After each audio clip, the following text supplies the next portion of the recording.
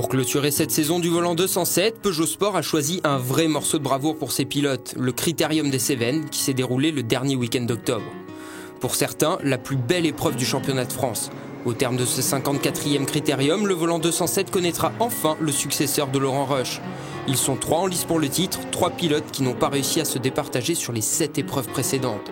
Preuve que cette formule de promotion est l'une des plus disputées actuellement. Au vu de la saison, on a eu 7 épreuves, 5 vainqueurs différents, des pilotes jeunes, des anciens qui reviennent. Le volant a un très fort niveau et c'est ce qui fait son intérêt et son attraction aussi. Ça va être, je dirais, une dernière épreuve très disputée avec une météo un petit peu aléatoire. On nous prévoit de la pluie. Je pense qu'elle va arriver, donc tout se joue là et on est sur des conditions qui vont être un petit peu difficiles parce que c'est un gros rallye des Cévennes et c'est ce qui fait l'intérêt du volant. Et avant le départ, les pronostics vont bon train dans le parc fermé.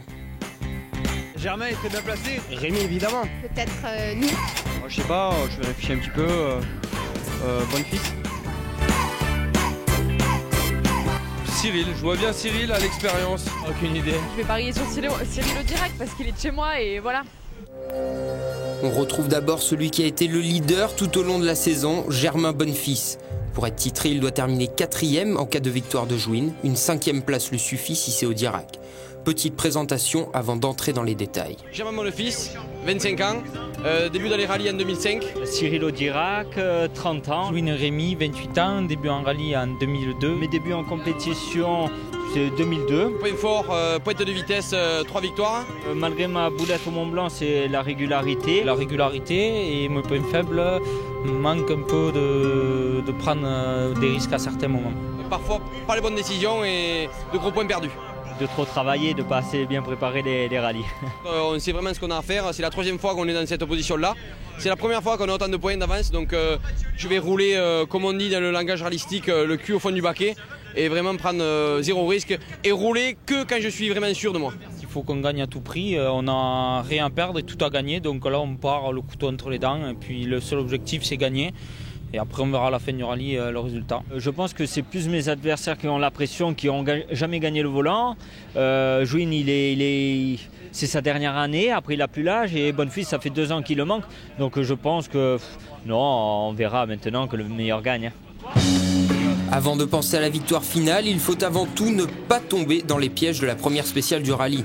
Courue sous la pluie, de nuit et longue de 10 km, elle pourrait anéantir les espoirs de chacun avant même le début de la lutte. À noter les absences importantes de Sias et Abelli qui auraient pu jouer les troubles faits aux avant-postes. C'est Jouin qui s'en sort le mieux en signant le meilleur temps devant Audirac et Lefebvre. Bonne-Fils est 5e derrière Margaillan. La deuxième étape se découpe en 2 boucles de 4 spéciales chacune avec le mythique chrono de l'Acadière et son public venu en masse. Les 2 outsiders ne vont pas se faire de cadeaux tout au long de la journée. Cyril Audirac profite de l'ES4 qui est la plus longue pour porter une attaque sur Rémi Jouin et s'emparer du leadership. Petit tour en embarqué avec les 2 équipes en bataille pour la victoire. Au chausson. 50 mètres. Droite à fond. Droite à fond. Droite à fond, gauche. Et droite tirée, très toujours chez lui. Les droites tirées, très toujours chez lui. 60 mètres, droite 105 points. Droite 105 points. 60 mètres. Chez lui, gauche. Mais Jouin est alors handicapé par un problème d'embrayage réglé à l'assistance de mi-journée. La deuxième boucle marque le retour en trompe de Mathieu et Mathilde Margaillan. Absents depuis leur très violente sortie de route aux Terres d'Écosse, ils viennent ici pour reprendre confiance et ça marche. Ils signent 2 temps scratch dans les spéciales 6 et 7.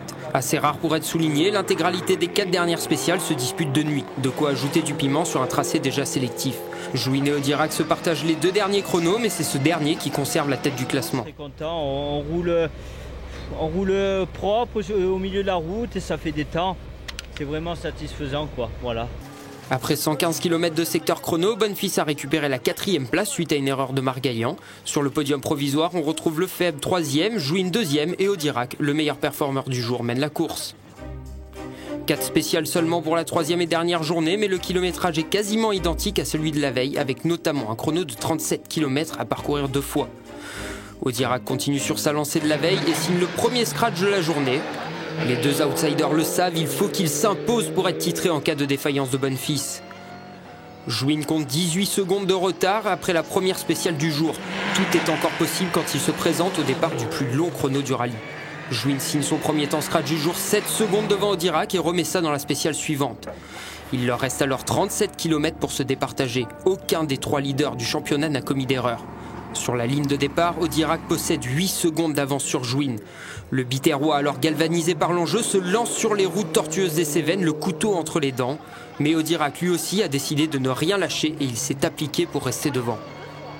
Je ne sais pas le temps de Rémi. En tous les cas, s'il est devant, il a vraiment très bien conduit parce que j'ai vraiment fait un très beau chrono sans faire d'erreur en attaquant. Donc maintenant, on verra bien. À l'annonce du chrono, le résultat est sans appel. Jouin reprend 21 secondes à Audirac et s'impose. Terrible. Je crois que j'ai jamais roulé comme ça dans ma vie.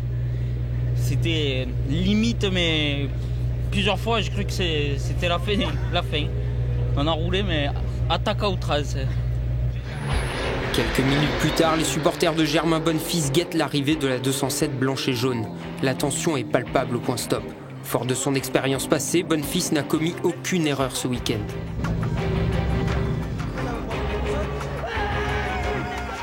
Il franchit la ligne d'arrivée en 4e position et devient le lauréat 2011 du volant 207.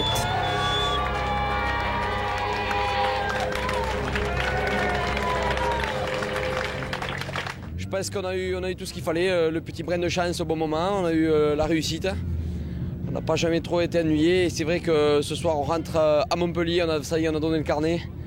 On est le lauréat 2011 et on est, croyez-moi, les plus heureux. Ce critérium des Cévennes 2011 est remporté par l'équipage Jouin Maheo devant Cyril Audirac et Marie Carnavalet. A noter la belle performance de Stéphane Lefebvre, le benjamin de la discipline. Du haut de ses 19 ans, il signe son premier podium devant Bonnefils et Margaillan.